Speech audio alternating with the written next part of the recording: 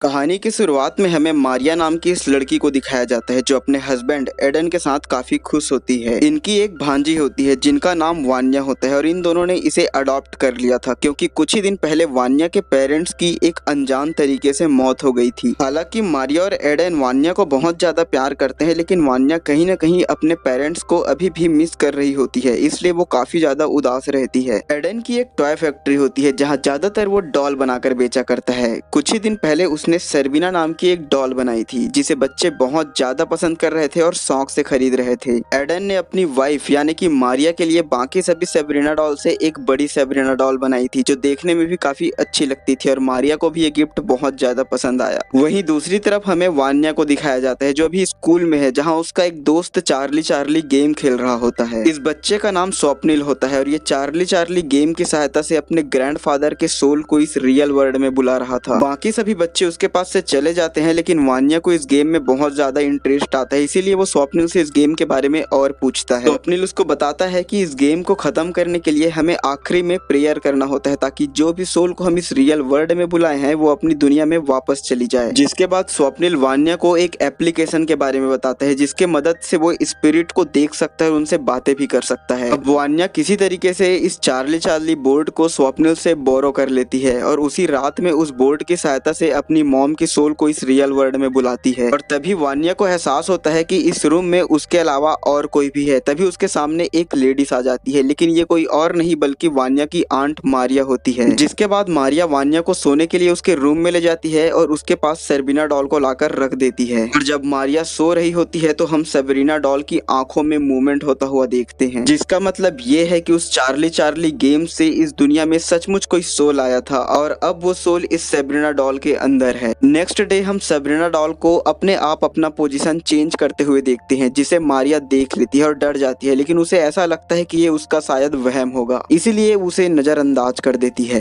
अब रात में फिर से वान्या एप्लीकेशन की सहायता से अपने मॉम की सोल को ढूंढ रही होती है। तभी एक अनजान फोर्स उसे तेजी से अलमारी की ओर खींचती है, लेकिन वान्या को ऐसा लगता है कि शायद ये उसकी मॉम की सोल होगी। इसीलिए सुबह वान्या इस बारे में अपने आंटी को बताती है। उसकी आंटी उसे समझाते हुए कहती है कि उसकी मॉम एंटनी अब इस दुनिया में नहीं है। अब एक बार फिर से रात हो जाती है जहां मारिया घर का कुछ काम कर रही होती है। तभी वो वान्या की मॉम एंटनी को देखती है जो देखते ही देखते एक डीमन में बदल जाती है और मारिया पर अटैक करती है। जिसके बाद मारिया जोर जोर से चिल्लाने लगती है और वहां से भागने लगती है, जिसकी आवाज सुनकर उसका हस्बैंड एडन भी यहाँ पर आ जाता है। लेकिन ये डेमन दोनों के ऊपर अटैक कर देती है और ये दोनों कैसे न कैसे कर यहाँ से बचकर भाग जाते हैं। और अब मारिया और एडन को पता चल गया था कि उसके घर में एक बैड सोल या किसी शैतान का वास है, इसीलिए वो मिस लॉरेंस और उसके हस्बैंड मिस्टर रेनॉल्ड्स से मिलते हैं, जो कि एक स्पिरिट या फिर एक बोल सकते हैं कि पैरानॉर्मल एक्सपर्ट हैं। और अब ये चारों मिलकर दोबारा से उस घर में जाते हैं और उस चार्ली चार्ली गेम की सहायता से उस डेमन को उसकी दुनिया में भेजने की कोशिश करते हैं। लेकिन चार्ली चार्ली बोर्ड पर खुद ब खुद आग लग जाती है और वो जलने लगती है, जिसके बाद यहाँ बिजली भी चली जाती है और अब वो डेमन वान्या को पोजेस कर लेती है, यानी कि वान्या को अपने वश में कर लेती है, जिसके कारण वान्या लॉरेंस के ऊपर अटैक कर देती है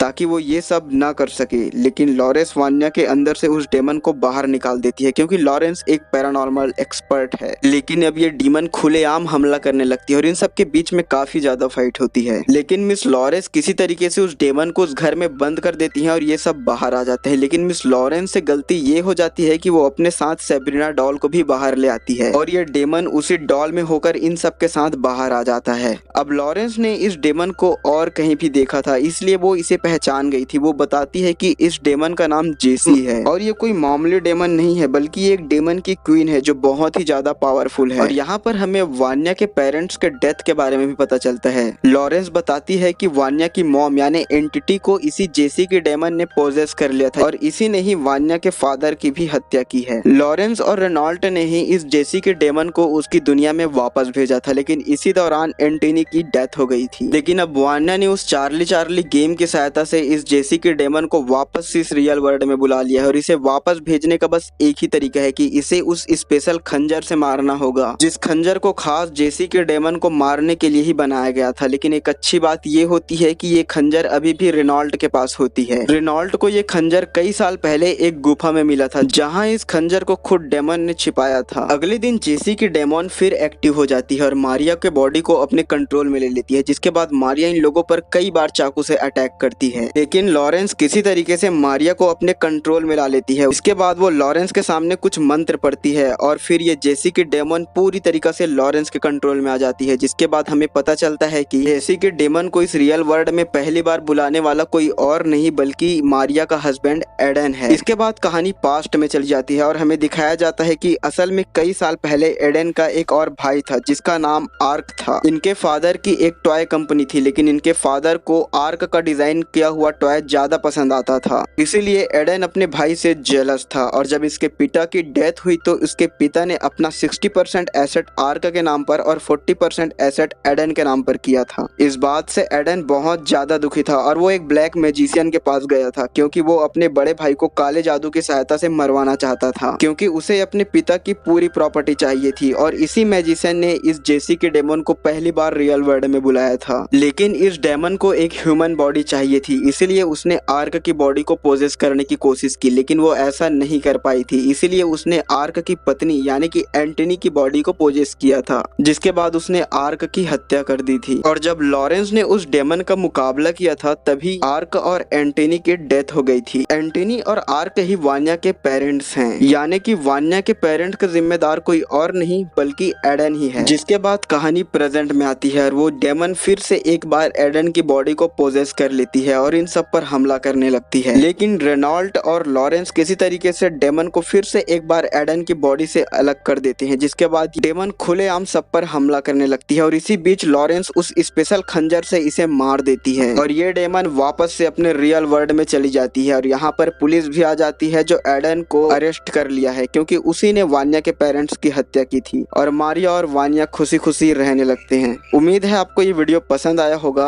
अगर पसंद आया तो प्लीज एक लाइक कर लीजिए और एल्गोरिदम को बूस्ट करने के लिए कमेंट, सब्सक्राइब या शेयर भी कर सकते हैं।